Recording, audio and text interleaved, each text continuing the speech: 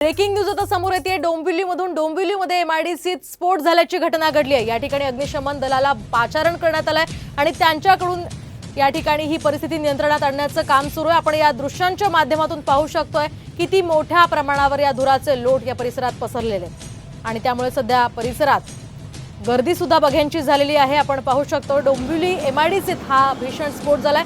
दरम्यान हा स्फोट नेमका कशामुळे झाला त्याची माहिती अद्याप मिळू शकलेली नाहीये।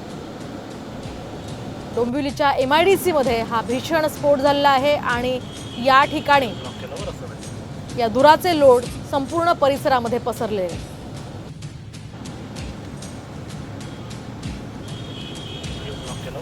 खरं तर या परिसरामध्ये मोठ्या संख्येने नागरिक ये जा करत असतात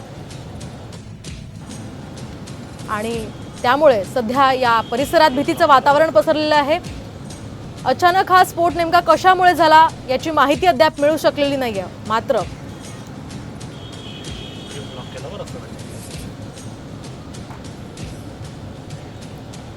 आपण पाहतोय डोंबिवलीमधली ही दृश्य आहे। डोंबिवलीच्या एमआयडीसी मध्ये हा स्फोट झालेला आहे आणि सध्या या संपूर्ण परिसरामध्ये धुराचे लोट पसरलेले आहेत।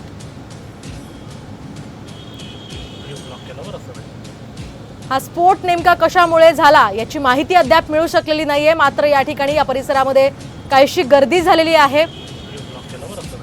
या संदर्भात आपण अधिक माहिती जाणून घेऊयात आमचे प्रतिनिधी अभिजित देशमुख यांच्याकडून। अभिजित, काय अधिकचे अपडेट्स आहेत? हा स्फोट नेमका कशामुळे झाला?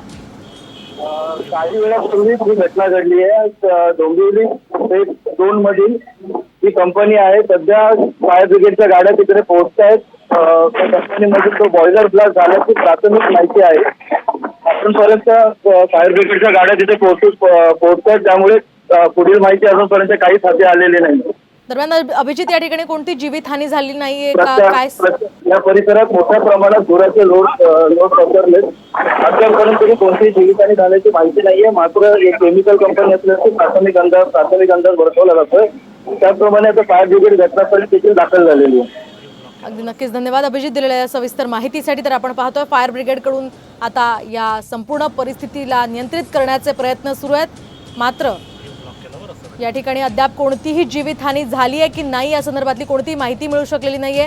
एमआयडीसी 2 मधील या स्फोटानं डोंबिवली सध्या हादरलेली आहे।